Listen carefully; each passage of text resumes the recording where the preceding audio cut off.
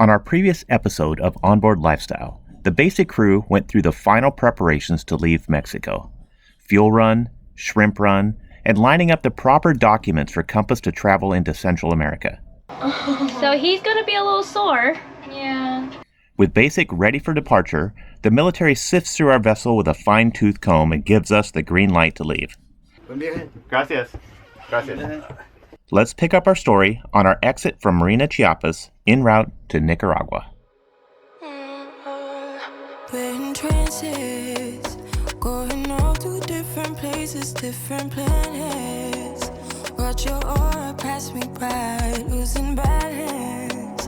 What if we run out of time and second chances? Empty-handed.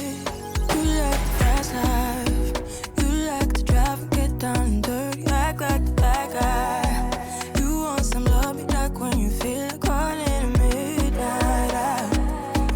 You got. And there's Nika. Sad to say goodbye to some of our good friends. But it happens. That is the life of a cruiser. The best of me, you got me losing sleep. I've been hopeful, baby. I was hoping maybe that you'd cross my path. I've been sinking lately, and it's hard to move. Think I'm stuck on you. We're in transits, going off to different places, different planets. Watch your aura pass me by, losing balance.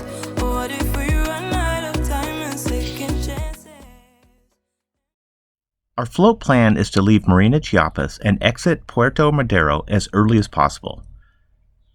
The leg to Nicaragua is 355.7 nautical miles, and our goal is to average 5 knots, which will land us at the entrance to Puesta del Sol at slack flood tide in about 72 hours.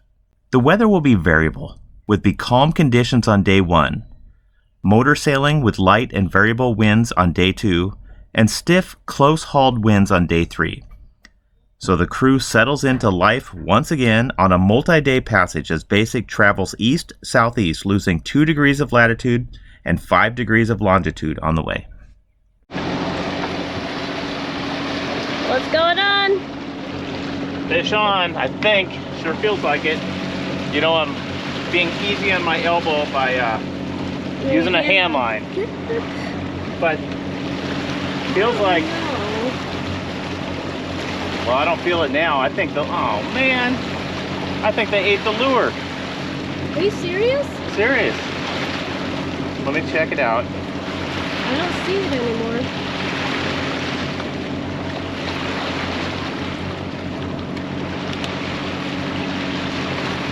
Oh, they took it.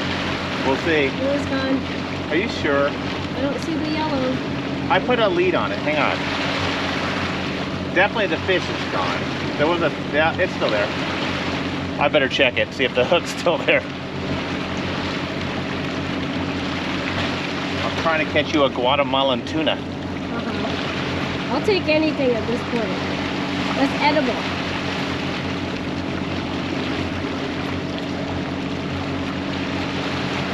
Okay. No, the hook's there. Ooh, that one's bent. Yep. Ooh. We had something big on there. Oh man.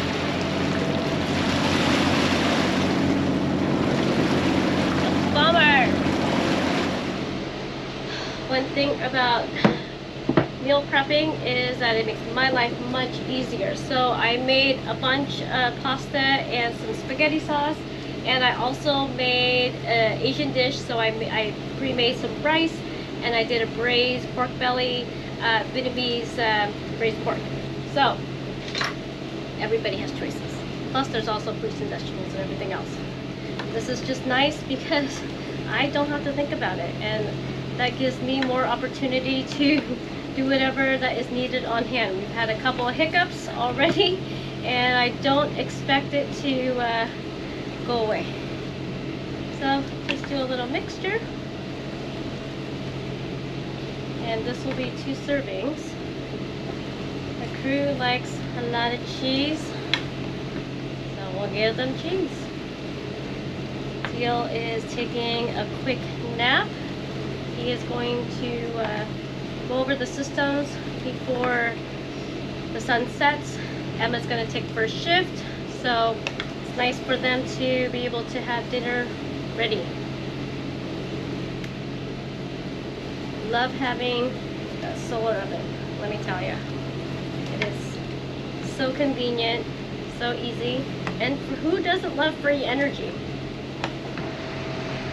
Right, so let me show you how easy this is. Right, this is, bar none, my favorite solar oven, because number one, it comes in this nifty little case, and also that is it, no extras. Typically you'd probably have to heat it up or preheat it, but I'm not going to, just because this is all pre-cooked. I'm just warming it up and melting the cheese. This holds 3 of these, but I'm just doing 2. So in a couple hours, dinner is served.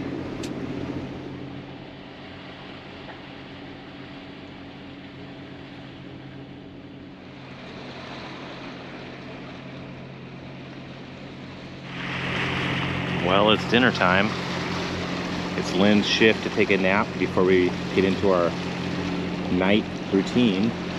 So she's got dinner already for us. Everything smells wonderful out here. Look at this. Oh yeah. Nice. Cheesy pasta. Okay. Em and I will devour this, and then we'll hit the first 2 shifts, and Lynn she gets on about midnight.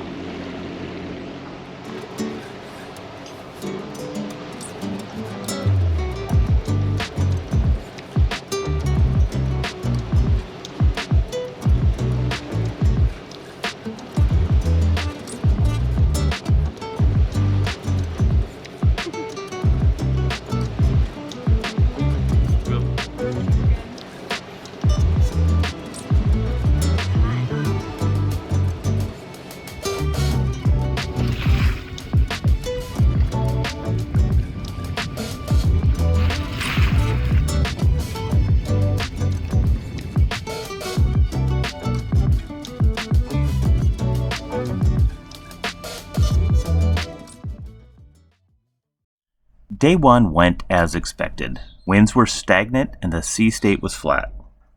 This passage so far has been boring, as the crew would hoist a sail to only hear it flog in the non-existent wind, with the annoying hum of the engines droning on in the background.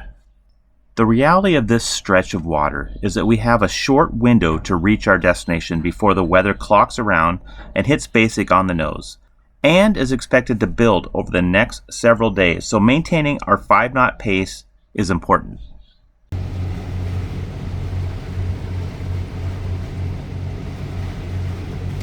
By day 3, as forecast, the winds built to 15 to 20 knots, 0 degrees off our rum line.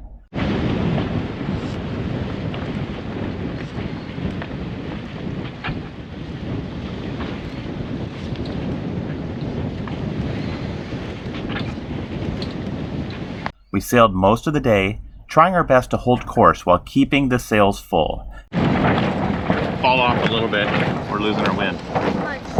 Like 3 degrees down. As basic pointed back and forth 30 degrees off the wind. The seas were no longer flat, as conditions went from calm to sporty as we settled into night 3. We have now been in this confused state of seas for the past 7, almost 8 hours. Doesn't seem like it's letting up. It has been a brutal night.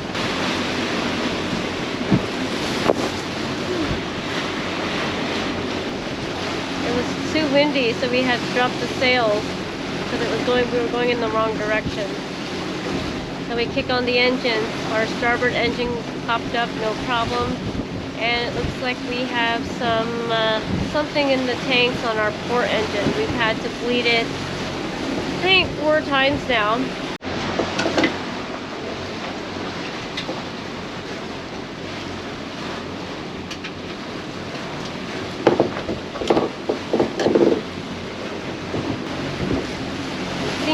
working, but it will go for about an hour. First it was half hour, then it's 45 minutes, now it's an hour. And yeah, I'm hoping that daylight happens. I am drenched. I'm not even bothering to change at all, just because this is nasty. Just sopping up everything in the cockpit.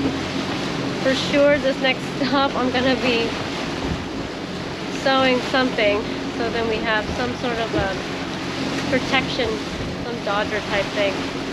I might have something that I can pull together, but yeah, this is no fun. I know what's going on. There's an obstruction in the line. I don't know if it's in the tank or in the line, because I could take this and blow it backwards through the system, and you can feel it just pops out.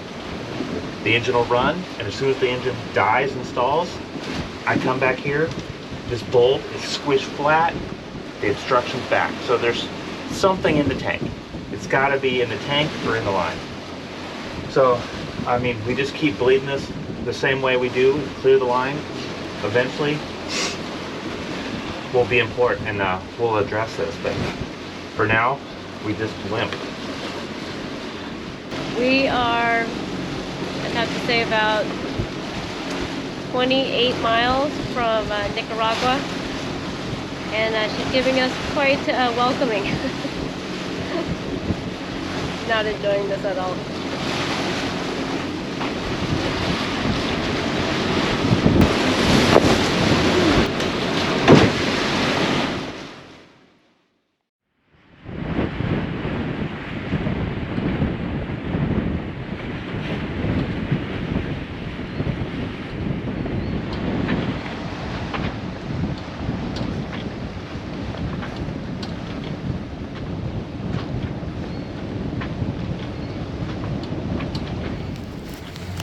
Lynn and Emma are inside, cleaning up from the bumpy night, making breakfast.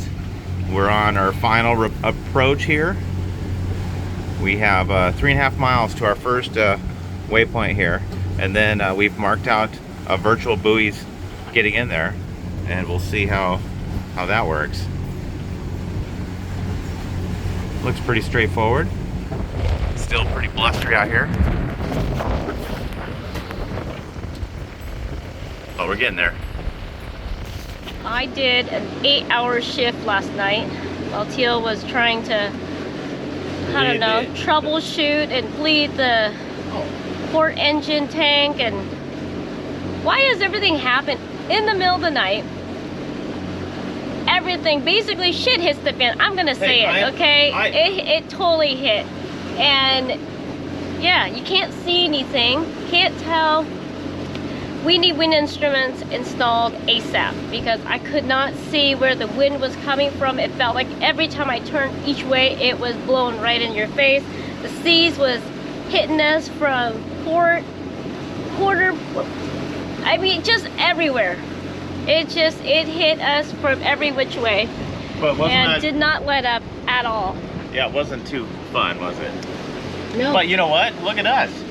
We survived. The seas have flattened out, and we're pulling into Puesta del Sol. I just would like a non-eventful passage. Hey, we've had plenty of on our first, you know, passage in a while. passage in a while. I just want it to Hey, the be first 2 days no were drama. just like doldrums and boring. No, the first day was kind of sketchy with all the fishing lines, long lines. Well, But yeah. the second day was great. I'm talking weather-wise. Second day was eerie calm. It was like the calm before crap hits. And then boy, did it hit. Yeah. So We're 1.5 miles from our waypoint for the entrance here, and engine seems to be running smooth right now. Hopefully it runs smooth on this entrance. At least I know what the problem is now. While we were being shook up, something, either growth in the tank, something was plugging the line that feeds the engine, because I could back pressure it and get it to work for 10 minutes sometimes, an hour or two the next. I had to do that 13 times so far in the last 12 hours. I hope there's not a 14th right here as we enter. But we're not that lucky. we'll see. We'll see. Meanwhile, Emma's trying to keep up the good spirits. Because Compass was not happy. Yeah, he was freaking out last night. There was a lot of... I think he's sleeping now. Yeah, well, he will sleep. I know I will be. After we clean. And laundry. Lots and lots of laundry. Yeah, but we'll all definitely get a good night's rest tonight. We hope. Okay, here's the entrance. We missed it tide-wise by about an hour and a half. It's an outgoing tide right now, but it's still relatively high. But now we're going to be fighting a little bit of current here. Looks like about a 2-knot current, maybe 2.5. You can see it kind of ripping through here, this small opening right here. This entrance is all virtual buoys. We have the waypoints, so it kind of snakes its way around. So a little intimidating looking at it from here, because it is shallow on either side of those buoys. Okay, we'll do our best. Get in here.